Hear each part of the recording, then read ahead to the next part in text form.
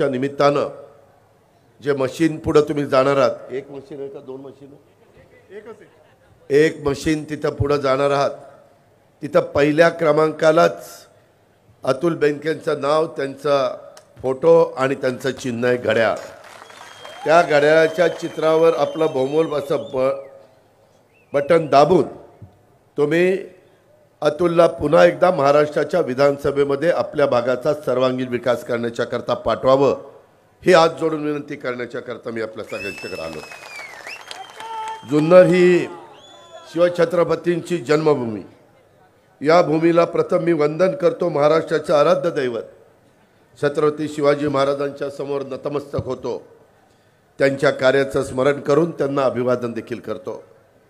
तसंच आद्य क्रांतिकारक बिरसा मुंडाजी, आद्य क्रांतिकारक राघोजी भांगरेजी, त्यांच्याही कार्याचं स्मरण करून त्यांनाही अभिवादन करतो. तसंच आपल्या सगळ्यांचे लाडके आमदार म्हणून ज्यांनी काम केलं, अनेक वर्ष ह्या जुन्नरच्या सर्वांगीण विकासाच्या करता ज्यांनी अतोनात मेहनत घेतली, परिश्रम घेतले, माणसं जोडण्याचं काम केलं, त्या वल्लभशेठ बेनके साहेबांना देखील मी अभिवादन करतो. त्यांच्याही कार्याचं आपल्या सर्वांच्या साक्षीनं स्मरण करतो. आज आपल्याकडं जुन्नर विधानसभा मतदारसंघातला जो आमदार तुम्ही त्या ठिकाणी दिला, तो धडाकेबाज आमदार आहे. सातत्याने धडपड करत राहणारा आमदार आहे. जुन्नर विधानसभा मतदारसंघाच्या सिंचनाचा, रोजगाराच्या, रस्त्यांचा, पाण्याच्या प्रश्नासाठी सातत्याने तो आजपर्यंत काम करत राहिला आहे. आणि जुन्नरकरांच्या सुखदुःखात तो सातत्याने सहभागी देखील होत राहिला. काम करत असताना त्यांनी कधी जातीचा, पात्याचा, नात्याचा, गोत्याचा विचार केला नाही. जसं रयतेचं राज्य स्थापन केलं त्यावेळेस 18 पगड 12 बलुतेदारांना बरोबर घेऊन महाराजांनी हिंदवी स्वराज्याची स्थापना केली आणि रयतेचं राज्य आणलं. त्याच रस्त्याने आम्ही सगळेजण जातोय. आम्ही सर्व धर्म समभाव विचाराचे आहोत. आम्ही जातीय सलोखा ठेवणारे आहोत. जर एखाद्याने एखादं वक्तव्य केलं तर मी माझं स्पष्ट मत त्या ठिकाणी सांगत असतो. शेवटी आपल्याला महाराष्ट्राला पुढे न्यायचं आहे, या सर्वांना पुढे न्यायचं आहे. आणि असं असताना एकमेकाच्या बद्दल आकस, एकमेकाच्या मध्ये दरी निर्माण करून आपल्याला काही मिळणार नाही. त्याच्यातनं आपण काही साध्य करू शकत नाही. जगाची पण आज पद्धत पाहिली, अनेक देशांची बघितली, अनेक राज्यांची बघितली, तर जी राज्य, जे देश गुण्यागोविंदाने सर्वांनाच घेऊन राहतात, सगळे एकमेकाच्या मध्ये समरस होतात, सगळे एकमेकाच्या सणाला शुभेच्छा देतात, अशा पद्धतीचा परिसरच पुढे जातो. आणि त्याच्यामुळं मला जुन्नरला पहिल्यांदा सांगायचं आहे की आम्ही उद्याच्याला महायुतीचं सरकार आणण्याच्या करता ह्या सगळ्या सहकाऱ्यांची मदत होणार आहे. तुमच्या पवित्र मताची मदत होणार आहे, तुमच्या पाठिंब्याची मदत होणार आहे. पण मी आपल्याला एक गोष्ट अजून सांगतो की आम्ही कुठेही कुठल्याही समाजाला कुठं धक्का लागेल, तो एकटा पडेल, त्याला असं वाटेल की माझ्याकडे कोणी लक्ष देत नाही, कुणाच्याही केसाला धक्का लावून आम्ही देणार नाही. हा माझा शब्द सुरुवातीला जुन्नरकरांना आहे, विशेषतः माझ्या अल्पविभागाला, अल्पसंख्याकाला आहे.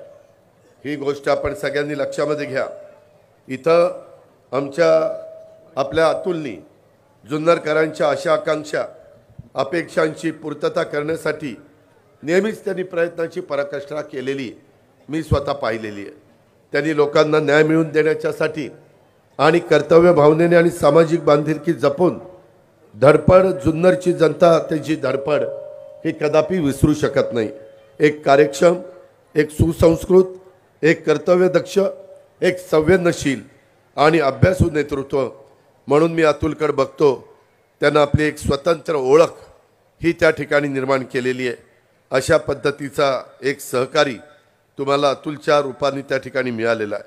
माझे आपल्याला सगळ्यांना सांगायचं आहे की आम्ही त्या ठिकाणी प्रगत, पुरोगामी आणि सर्व धर्म समूहाचा विचार जनमानसामध्ये रुजवण्याची महत्त्वाची भूमिका त्या ठिकाणी घेतोय. त्या बाबतीमध्ये काही लोक बाहेरनं येतात शिवशाहू फुले आंबेडकरांच्या महाराष्ट्रामध्ये वेगळ्या प्रकारची वक्तव्य केलेली, कदाचित ती नॉर्थमध्ये चालत असतील, परंतु ते साऊथमध्ये आणि विशेषतः ह्या शिवशाहू फुले आंबेडकरांचा जो वारसा आहे, जो परिसर आहे, त्या परिसरामध्ये कधी तशा पद्धतीनं चाललं नाही.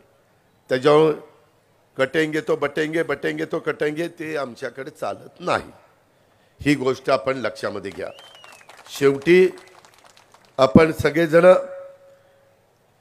अतुलच्या नेतृत्वाखाली जुन्नर शहरासह संपूर्ण मतदारसंघाच्या विकासाची सुरू असलेली घोडदौड त्या ठिकाणी सुरू राहावी म्हणून जुन्नरकरांनी, मग तो आदिवासी भाग असेल, माझा जुन्नर शहराचा भाग असेल, माझा नारायणगावचा भाग असेल, माझा ओतूरचा भाग असेल, कुठलाही माझा जुन्नरचा भाग असला तर जुन्नर तालुक्यातल्या जनतेने त्याला पाठिंबा, सहकार्य, बळ यापुढे देखील त्याला निश्चितपणे मिळेल याबद्दल माझ्या मनामध्ये ते मात्र शंका नाही. मित्रांनो, मागं आम्ही निवडून गेल्यानंतर वेगवेगळ्या गोष्टी घडल्या. त्या खोलात मी जास्त जात नाही, कारण मला पुढं खेडची सभा आहे, नंतर नाशिकला जायचं, नंतर देवळालीला जायचं आहे. 10च्या आत प्रचार बंद होतो. पण ते सगळं राजकारण तुम्हाला माहिती आहे म्हणून मी त्या खोलात जात नाही. आम्हाला सांगण्यात आलं की आता शिवसेनेबरोबर त्या ठिकाणी तुम्ही सरकार बनवायचं. विचारधारा वेगवेगळी, काँग्रेस राष्ट्रवादीची विचारधारा वेगळी, शिवसेनेची विचारधारा वेगळी. वरिष्ठांनी सांगितलं 2.5 वर्ष उद्धव ठाकरे साहेबांच्या बरोबर काम केलं, कुठं हुकीचू होऊन दिलं नाही, कधी एकमेकाचे मतभेद झाले नाही, कधी अशा पद्धतीच्या बातम्या आल्या नाही की आज काहीतरी ताणतणाव झाला, कॅबिनेटमध्ये काहीतरी वेगळं घडलं. अशा पद्धतीनं कधी आमच्या काळामध्ये तिथं झालं नाही. कारभार व्यवस्थित केला. त्याच्यानंतरच्या काळामध्ये तेव्हा 2.5 वर्षात काय झालं, वर्ष सव्वा वर्ष करोनातच गेलं.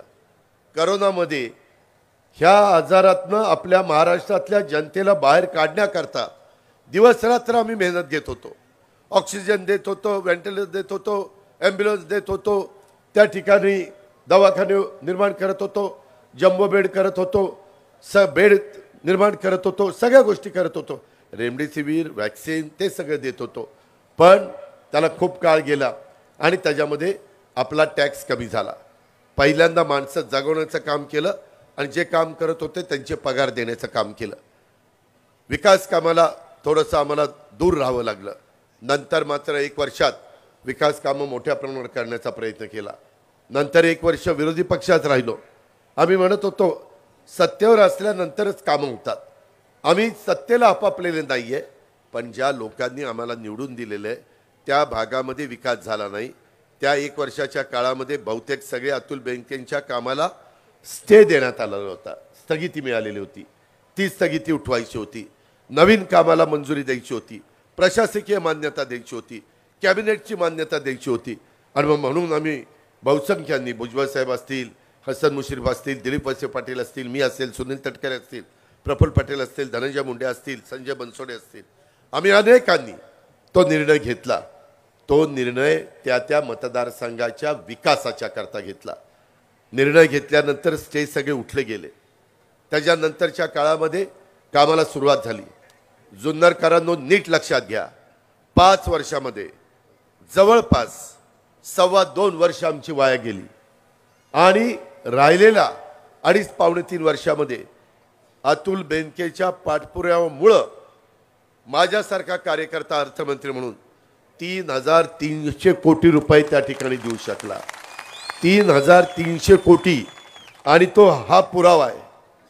ह्याच्यामध्ये कुठं कुठं पैसे दिले, कशा प्रकारे दिले, काय निर्णय घेतले, हे सगळं ह्याच्यामध्ये ते सांगून मी आपला सगळ्यांचा वेळ घेत नाही.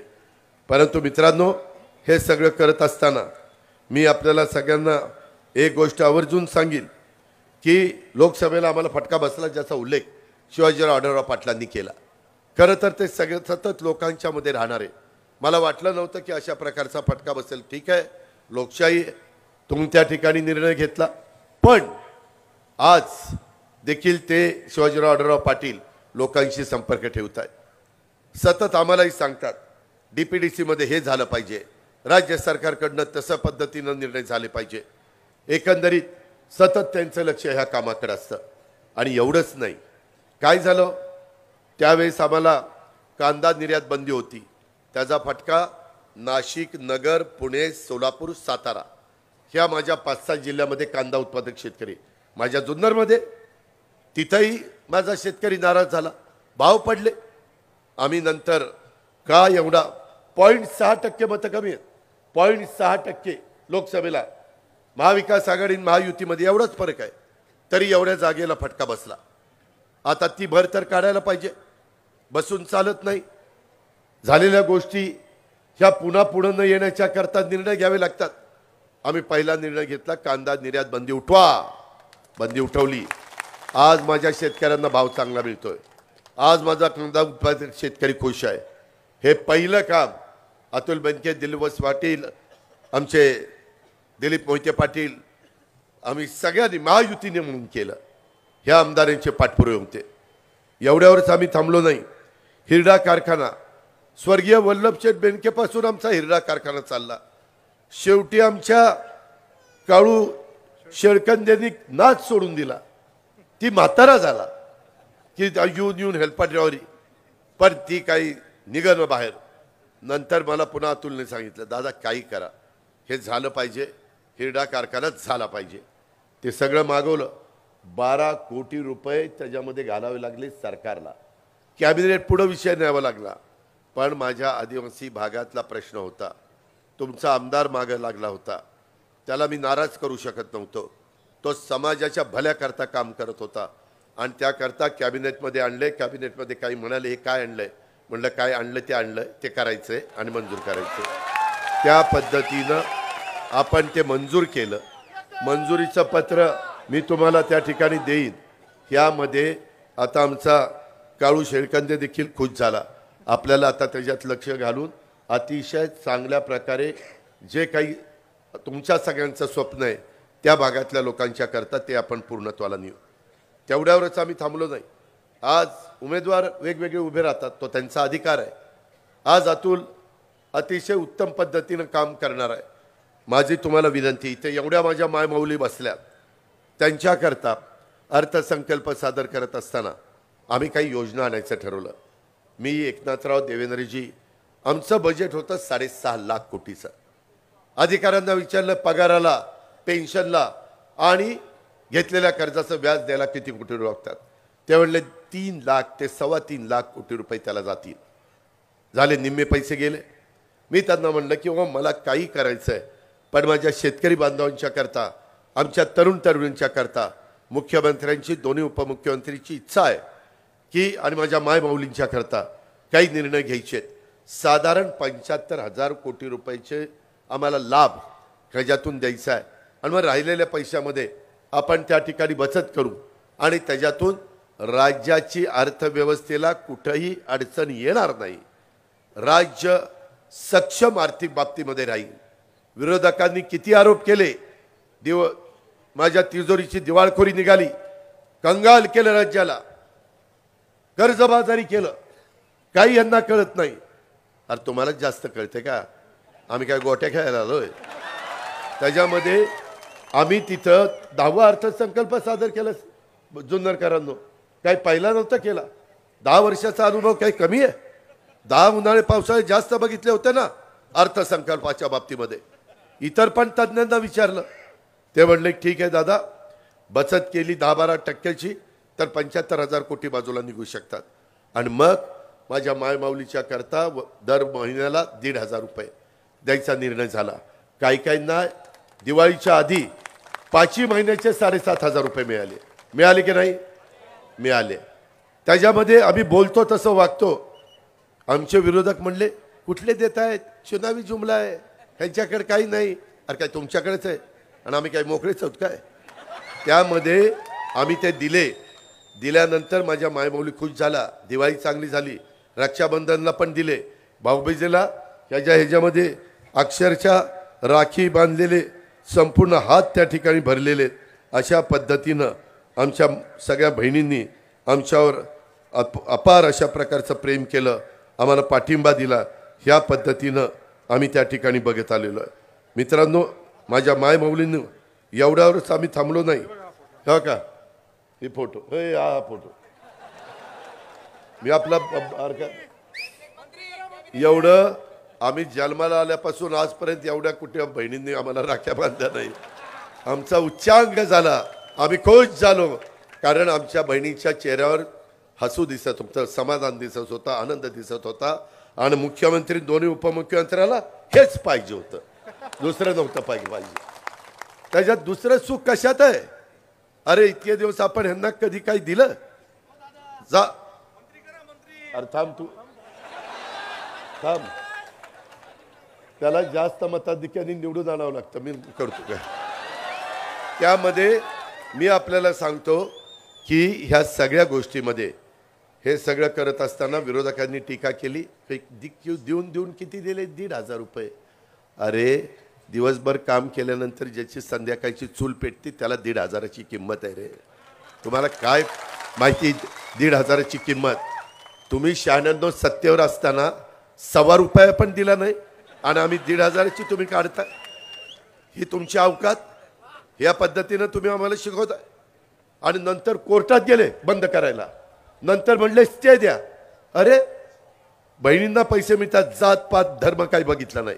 सगळ्या बहिणी, सगळ्या समाजाच्या आम्ही भेदभाव करत नाही, आम्ही सर्वांना घेऊन जातो. ही आमच्या शिवशाहू फुले आंबेडकरांची शिकवण आहे. आणि ह्या पद्धतीनं आम्ही सगळेजण पुढे चाललो. मुली शिकत कॉलेजमध्ये काढल्या जायच्या, आम्ही 50% त्यांचं शिक्षणाची फी द्यायचो. काही आई वडील आले, आम्हाला 50% देखील भरता येत नाही. मुख्यमंत्र्यांना आम्हाला भेटले आणि म्हणले काय सांगावं, सरकारने फक्त 50% गरिबाच्या मुलींना कॉलेजच्या शिक्षणाच्या करता देण्याचा निर्णय घेतला, पण आमच्या मुलीनं राहिलेले 50% आम्हा आईवडिलांच्याकडे नसल्यामुळं मुलीने स्वतःचा जीव दिला. काय आम्हाला वाटलं असेल का? तर ती गरिबाच्या घरामध्ये जन्माला आली म्हणून. त्याच्यानंतर एकनाथराव, मी आणि देवेंद्रजी बसलो, म्हणलं चला 50% किती द्यावे लागतात? 3,000 कोटी रुपये द्यावे लागतात. म्हणलं अजून 3,000 कोटी, 6,000 कोटी रुपये दिले तर माझ्या महाराष्ट्रातल्या गरीब घरामध्ये जन्माला आलेल्या मुलींना कॉलेजचं शिक्षण फ्री होणार आहे ना? होणार आहे. तोही निर्णय घेऊन टाकला. शेवटी राज्य जनतेच्या भल्याकरता चालवायचं असतं. हे 2 निर्णय घेतले. जन्माला आलेली मुलगी ती 18 वर्षाची होईपर्यंत 1,01,000 रुपये टप्प्याटप्प्याने आम्ही तिला देतो, तो निर्णय घेतला. 3 गॅस सिलेंडर देण्याचा निर्णय घेतला. आम्ही निर्णय घेत होतो.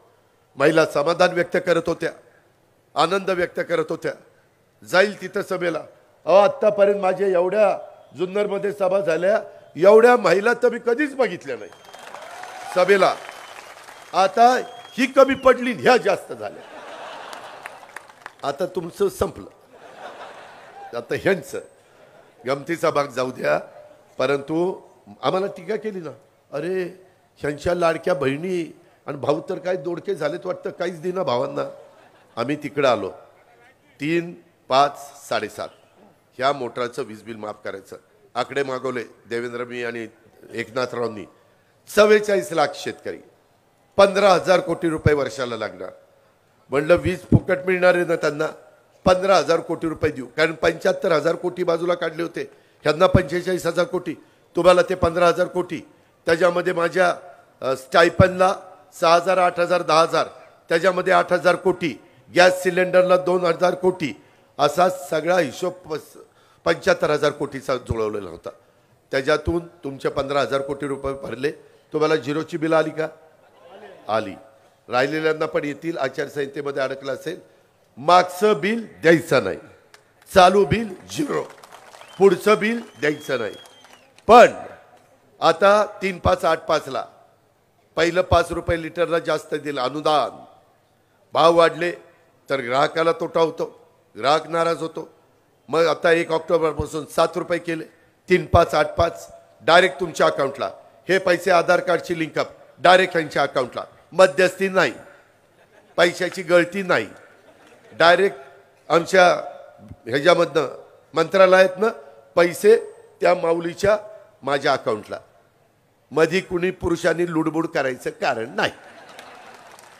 फार तर म्हणा हे दे ग जरा 1,000 रुपये दे. तर त्याच्यामध्ये आम्ही तुम्हाला बिल माफ केलेलं आहे, पुढेही बिल माफ करणार आहे. त्या संदर्भात मला इथं बिबटे आहेत, बिबट्याच्या संदर्भामध्ये बऱ्याच काही गोष्टी आहेत आणि त्याच्यामुळं मला अतुल नेहमी सांगायचा, मी अनेकदा आलो शिवाजीराव आढळराव पण पाटील त्यांच्या इलेक्शनच्या काळात काही घटना घडल्या, दादा हे काही बरोबर नाही आणि त्याच्यामुळं आम्ही ते ठरवलं करायचं. आता मी सांगतोय तुम्हाला अजून 4-5 महिने कळ काढा.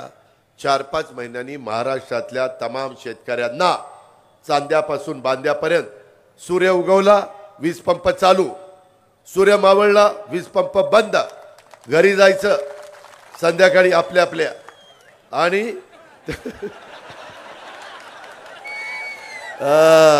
काही जर दुसरीकडे जातात आपल्या बायका पोरांच्याकडे जायचं, जेवायचं खावायचं गप्पा मारायच्या. बिबट्याची भीती नाही, रानगाव्याची भीती नाही, विंचुकाट्याची भीती नाही, सापाची भीती नाही. अशा पद्धतीने आम्ही निर्णय घेतो. हे तुमचं सरकार आहे, आम्ही त्या ठिकाणी शेतकरी आहे. एवढंच नाही, मागील 5 वर्षामध्ये हे 3,300 कोटी रुपये दिले. कोरोना आला, निसर्ग चक्रीवादळ आलं, तरी देखील पैसा कमी पडून दिला नाही. निसर्ग चक्रीवादळात अतुल आपणच फिरत होतो, कितीतरी लोकांचं नुकसान झालं, त्याच्यात भरपाई द्यायचा प्रयत्न केला. 28 कोटी. खरं नुकसान होऊच नाही, परंतु पुन्हा फुलाची पाकळी, पुन्हा माझा शेतकरी उभा राहायला पाहिजे, तो मोडता कामा नये, अशा प्रकारची माझी परिस्थिती होती.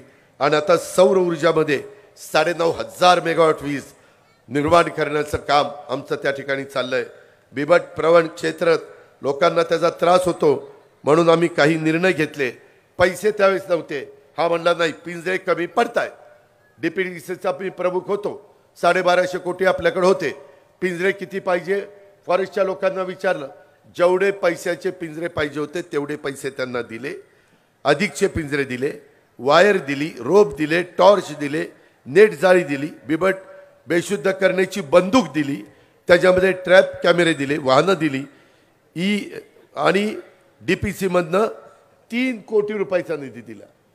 मित्रांनो, आम्ही काम करणारे आहोत, आम्ही कामाची माणसं आहोत. आम्ही रडत बसत नाही, अरे पैसेच नाही कुठनं द्यायचे, असं नाही. 3 कोटी रुपये दिले. त्याच्यामध्ये आता आपण नवीन बिबट निवारा केंद्र बांधणार आहे. जिथं बिबट संख्या जास्त आहे तिथं पकडण्याचे आदेश दिलेले. आत्तापर्यंत क्षमता 42 होती, ती आता 150 आपण करतोय. काही बिबटे आपण त्या ठिकाणी गुजरातला दिले, 15 का काहीतरी बिबटे दिले, 10 दिले. आणि हीच काय म्हणतात, गुजरातला कारखाने चालले. अरे येड्यांनो, बिबटे गेले, बिबटे कारखाने कुठले गेले? काही सांगता राव, आम्ही गप्प बसतो म्हणून काही ऐकायला काय, हे असलं नाही चालणार. त्याच्यामध्ये गेल्या 5 वर्षामध्ये सिंचनासाठी अनेक जलसंधारणाचे बंधारे अतुल आणि त्या सगळ्या आमच्या महायुती त्याच्यात भाजपनं पण आलं, शिवसेना आलं, नाही तर ते म्हणतील हे जर राष्ट्रवादीच चालले कौतुक. तसं नाही बाबांनो, तुम्ही पण आरपीआय आठवले साहेब आले, सगळे आले बाबा. त्याच्यामध्ये शिल्लेवाडीची बंद पाईपलाईन 100 कोटी त्याला दिले, त्याचं काम कोळवाडी आळेपर्यंत झालंय. वडज उपसा सिंचनला 35 कोटी 50 लाख रुपयाची प्रमा दिली, त्याचा फायदा खिलारवाडी, सावरगाव, निमदरी ह्या गावांना त्या ठिकाणी होणार आहे. एक दिवस असाच तो अतुल माझ्याकडे आला आणि तो म्हणला, दादा 34 सुप्रमा त्या ठिकाणी कुकडीला मिळाली, ते झाल्यावर पठारावर आपल्याला पाणी न्यायचंय आणि कोपरे मांडवे बंधारा आम्ही करणारच, माणिकडोह धरण परिसरात पाटबंधारे करणारच आणि पठारावर पाणी नेण्याच्यासाठी आम्हाला DPR करायचा. मी अधिकाऱ्यांना फोन केला, अधिकारी म्हणले दादा बजेट झालेले, DPRला काय आपल्याकडे पैसे नाही. मी म्हणलं किती पैसे लागतील? ते म्हणाले 1.25 कोटी रुपये लागतील DPRला, 1.25 कोटी रुपये. शेवटी आमदाराच्या आग्रहाखातर DPDCतनं 1.25 कोटी रुपये DPR बनवायला दिले. पांडुरंग दिले का नाही? त्याच्यामध्ये कोपरे मांडवे इथे बंधारा बांधण्यासाठी सर्वेक्षणाला देखील आपण त्या ठिकाणी मान्यता दिली. एवढ्यावरच आम्ही नाही थांबलो. ओतूर परिसरात डुंबरवाडीच्या गायरान जागेत शासनाचा फूड प्रोसेसिंग पार्कसाठी प्रथम आपण मान्यता दिलेली आहे आणि हे प्रकल्प उभे राहिल्यानंतर मला खात्री आहे की अनेक स्थानिक उद्योजक तयार होतील. फळे भाजी ह्याच्यावर प्रक्रिया प्रकल्प उभे राहिल्यानंतर अनेक माझे स्थानिक उद्योजक तयार झाल्यावर त्याच्यामध्ये स्थानिक महिला बचत गट आणि सुशिक्षित तरुण यांना जवळपास 8 ते 10 हजार जणांना रोजगार मिळणार आहे. हे काम आम्हाला करायचं आहे. हे काम महायुतीला करायचं आहे. हे काम महायुतीच्या आमदाराला करायचं आहे. आणि ह्याच्यातून हे सगळं करत असताना शिवनेरी विकास तर केलाच. त्याच्यामध्ये मला आठवतं वल्लभशेठ बेनके माझ्या मागे लागले होते. 85 कोटी रुपये त्यावेळेस दिलेले होते. परंतु आता जुन्नरचा पर्यटन आराखडा तयार करण्याचं काम घेतलंय. खाजगी गुंतवणूकदार आणि PPP काही शासनाची मदत असं करून काही हजार कोटीचा आमचा तो कार्यक्रम आहे. त्याच्यामध्ये काही वर्षामध्ये तो करण्याचा आमचा सगळ्यांचा प्रयत्न आहे. मित्रांनो, ह्या सगळ्या गोष्टी केल्या. मला माझ्या अल्पसंख्याकांना सांगायचं आहे, मी कुठंही तुम्हाला वाऱ्यावर सोडलेलं नाही आहे. त्याच्यामध्ये मौलाना आझाद महामंडळाचं हमीची मर्यादा 30 कोटी होती, ती 500 कोटी रुपये केली. महामंडळाचं भागभांडवल कमी होतं, 1000 कोटी रुपये केलं. शैक्षणिक माझ्या अल्पसंख्याक मुलामुलींना कर्जाची मर्यादा 5 लाख होती, 20 लाख रुपये केली. अल्पसंख्याक विद्यार्थ्यांच्या करता उच्च शिक्षणाची सुधारित शिष्यवृत्ती राबवून शिष्यवृत्ती 50,000 रुपयापर्यंत वाढवण्यात आली. आणि आम्ही सगळ्यांनाच गरीब मुलामुलींना वेगवेगळ्यांना परदेशामध्ये पाठवतो, शिक्षणाच्या करता शिष्यवृत्ती देतो. अल्पसंख्याक मुलांना मुलींना परदेशात पाठवण्याची संधी नव्हती. त्यांच्या गुणवत्तेला वाव मिळावा म्हणून मी अल्पसंख्याक समुदायातील 75 विद्यार्थ्यांना प्रतिवर्षी प्रत्येक विद्यार्थ्याला 40 लाख रुपये शिष्यवृत्ती देण्याचा निर्णय घेतला आणि आपण मुलामुलींना तिकडे पाठवतो. अल्पसंख्याक उमेदवारांच्या करता पोलीस भरती प्रशिक्षण योजना निवासी स्वरूपात राबवण्याच्या करता तो निर्णय आम्ही घेतला. 15 जिल्ह्यात अल्पसंख्याक समाजातील महिलांना नवीन 2800 बचत गट स्थापन करण्याचा निर्णय घेतला. महिला बचत गटाच्या कर्जासाठी लावलेल्या जाचकाठी त्या रद्द करण्याचा निर्णय घेतला. डॉक्टर झाकीर हुसेन मदरसा आधुनिकीकरण योजनेला प्रतिवर्षी 2 लाख दिले जात होते, आता 2 लाखात काही होत नाही, ते आता 10 लाख रुपये इतकी वाढ करण्यात आलेली आहे. मदरसा शिक्षकांच्या मानधनात 6,000 रुपये होते D.Ed वाल्यांना, ते 16,000 केले. B.Ed वाल्यांना 8,000 होते, ते 18,000 रुपये केले. अल्पसंख्याक विभागाला मी प्रथमच अर्थसंकल्पात 1,000 कोटी रुपयाची तरतूद त्या ठिकाणी केली. पहिली 700, पुरवणीमध्ये 300, अशी 1,000 कोटी. सगळ्या आमदारांना बहुतेकांना मी अल्पसंख्याकांच्या करता निधी दिला. शादीखाना बांधण्याकरता, दफनभूमीला वॉल कंपाऊंड करण्याकरता, उर्दू शाळा मोठ्या प्रमाणावर मुलं असतील तर ती करण्याकरता. तुला किती पैसे दिले? 72 कोटी. आज अल्पसंख्याक विभागाकडनं 72 कोटी. कधीही महाराष्ट्राची निर्मिती झाल्यापासून जुन्नरकरांनो एवढा पैसा इथं आला नव्हता. तो आला. उपकार केले नाही, जबाबदारी होती. आम्ही आमचं काम केलं. परंतु तुम्ही तुमचं काम करा. आता तुम्ही असं मनात आणू नका हेच बरोबर आहे तर तेच बरोबर आहे. आम्ही आहोत ना, तुम्ही का काळजी करताय? काल परवा तुमची रॅली प्रचंड मोठी निघाली, मला मागाशी कोण सांगत होतं, त्याबद्दल तुमचं अभिनंदन. पण त्या रॅलीचं रूपांतर घड्याळाचं बटन दाबायला झालं पाहिजे. पुन्हा दादा काय करणार, रात्री फतवा आला आणि सगळं गेलं. अरे सगळं गेलं. आम्ही कधी जाऊन दिलं का? आम्ही काम करतोय ना, आम्ही भेदभाव करतोय का? आम्ही तुमच्या केसाला धक्का लावून देणार नाही ना. तुम्ही काय काळजी करताय? त्यामध्ये मला आपल्याला सगळ्यांना सांगायचं आहे, खूप गोष्टी आहेत, परंतु माझी 4ला सभा आहे. तुम्ही तुमचं काम करा, तुम्ही तुमचं काम करा. पुढची जबाबदारी माझ्यावर सोपवा. त्यामध्ये मी तुम्हाला सांगेन, स्वर्गीय वल्लभशेठ बेनके आत्ता आपल्यात नाही आहेत. वल्लभशेठ बेनके वरनं बघतायत पण आत्ता आपल्यात नाही आहेत. अतुल हा आपल्याला पोरका करायचा नाही. अतुलला पोरका करायचा नाही. बेनके कुटुंबांनी जुन्नरची खूप सेवा केलेली आहे, ही तुम्हाला मान्यच करावं लागेल. मी स्वतः अतुलच्या पाठीशी भक्कमपणे उभा आहे. त्याच्यामध्ये तो BE सिव्हिल त्या ठिकाणी झालेला आहे, कष्ट करणारा आहे, शांत स्वभावाचा आहे. काम नाही झालं तर चिडतो, काम झालं तर गुमानी जातो, अशा पद्धतीचं त्याची सवय आहे. त्याच्यामुळं मी त्याला चिडूनच देत नाही. कामच करतो, त्याच्यावरती कशाला चिडत. अशा पद्धतीनं आमचं काम चाललंय. मित्रांनो, काही झालं तर ही अतुलची वल्लभशेठ बेनके हयात नसतानाची पहिली निवडणूक आहे. उद्याच्याला त्याच्या घड्याळाच्या चित्राचं बटन दाबून खऱ्या अर्थाने वल्लभशेठ बेनकेंना त्या ठिकाणी श्रद्धांजली आपल्याला व्हायची. तुम्ही माझी हात जोडून कळकळीची विनंती आहे. बाकी कुणाचा विचार करू नका. मी पुढं तुमचं अजून विकास कामाकरता आम्ही महायुती एकनाथराव देवेंद्र मी आम्ही काही तुम्हाला कमी पडू देणार नाही. आत्ता सांगितलेल्या गोष्टी करीनच. आणि मगाशी तुमचं एक सांगायचं राहिलं, मी कुठं महाराष्ट्रात फिरायला गेलो, सभांना गेलो तर त्याच्यामध्ये काहीतरी असं करून टाकतात की अजित पवार असं काहीतरी बोलला. मधी मी काही भागात गेलो, तिथं मी नाशिकमध्ये नगरमध्ये गेल्यावर सांगतो, पावसाचं पडणारं पाणी पश्चिमेकडे जाऊन ते समुद्राला जातं, ते वळवायचं.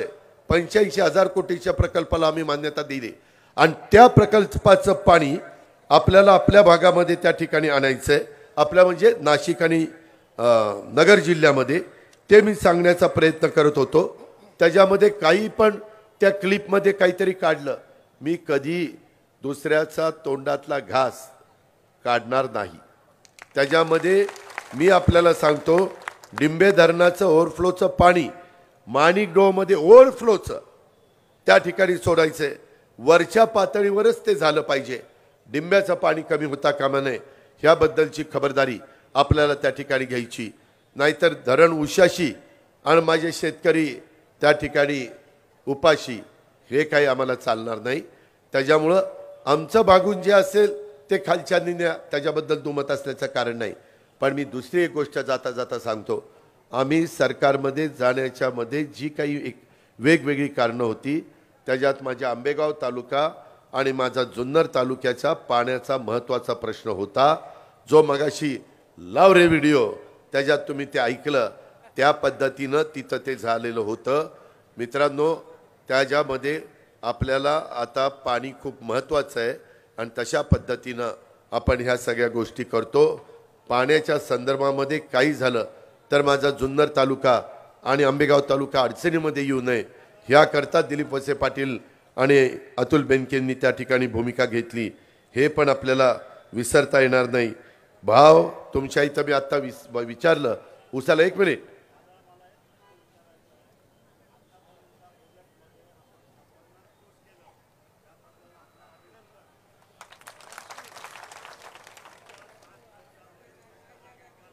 काय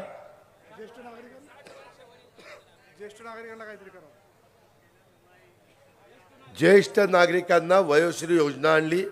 ज्येष्ठांना 75च्या पुढं एसटी फ्री केली. एसटी मध्ये बसा, कुठं देवदर्शनाला जावा, जावायाकडे जावा, लेकीकडे जावा, लेकाकडे जावा, सुनेकडे जावा, आणखीन कुठं काही राहिलं असेल तर तिकडे जावा.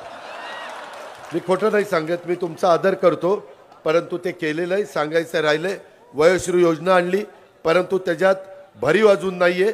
मला तुम्ही संधी द्या. वयस्करांची संख्या महाराष्ट्रामध्ये मोठी होत चाललेली आहे, आयुमान वाढत चाललेलं आहे, एकंदरीत परिस्थिती बदलत चाललेली आहे. त्यांना देखील त्या बाबतीमध्ये कुठं कमी पडणार नाही. तरुण तरुणींना कोर्स करायला स्टायपन म्हणून त्याच्यात प्रशिक्षणार्थींना आपण त्या ठिकाणी वेतन देतोय, 6,000, 8,000, 10,000 अशा पद्धतीनं समाजातल्या सर्व घटकाला आपण त्या ठिकाणी समाधान करतोय. मित्रांनो, बंधू भगिनींनो, आपल्याला जो साखर कारखाना आहे, जो निवृत्ती शेठ सरकारांनी चालवला, तो उभा केला, सोपान शेठ सरकारांनी चालवला. त्याच्यानंतर आता जे चालवत आहेत, 10 वर्षात तुम्हाला इतरांच्या पेक्षा 1,600 रुपये भाव कमी मिळाला. 1,600. आणि त्यामध्ये माझ्या माळेगावचा आणि सोमेश्वरचा भाव 3636 आणि 3571 आहे. तुमचा भाव 3200 रुपये. तोही बळ बळ. तर आपल्याला ह्याचाही विचार करा.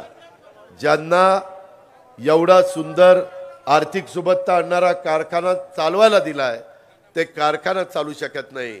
ते जुन्नरकरांचं काय नेतृत्व करणारे, त्या गोष्टीचा पण विचार करा. आणि आमच्या अतुलच्या घड्याळाच्या चित्राच्या शेजारचं बटन दाबून प्रचंड संख्येने ह्याला विजयी करा एवढंच आपल्याला विनंती करतो. तुम्ही तुमचं काम करा, पुढचं काम तुमच्या मनातलं मी करेन एवढाच शब्द देतो. धन्यवाद.